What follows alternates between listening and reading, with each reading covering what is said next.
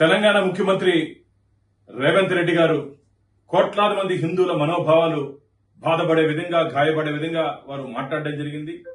హిందూ దేవత గురించి ప్రస్తావిస్తూ వారు మాట్లాడిన తీరు, పెళ్లి బ్రహ్మచారి దేవుడు అంటాడు, మద్యం మాంసం తీసుకునే స్వాముల దేవుళ్ళు అంటారు, దేవతలు అంటారు. నీకు ధైర్యము దమ్ము ఉంటే అల్లా గురించి కానీ జీసస్ గురించి మాట్లాడే ధైర్యం నీకుందా? ఈరోజు హిందువులు ఆరాధ్యంగా కొలుస్తున్నటువంటి దేవతల పట్ల మీరు మాట్లాడిన మాటల్ని వెనక్కి తీసుకొని బేషరతుగా హిందువులకు క్షమాపణ చెప్పాలని చెప్పి నేను డిమాండ్ చేస్తున్నాను.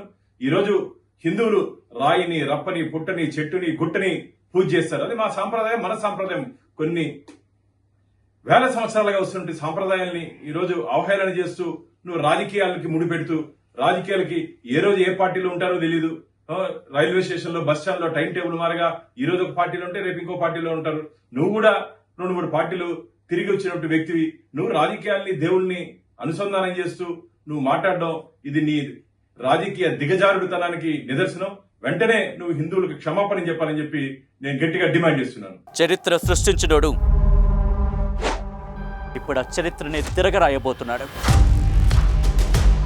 అబద్ధాల గోడల్ని బద్దలు కొట్టి నిజాలను రాగా మీ ముందుంచబోతున్నాడు. నిజమైన వార్తల కోసం వెంటనే డౌన్లోడ్ చేసుకోండి రా యాప్ని.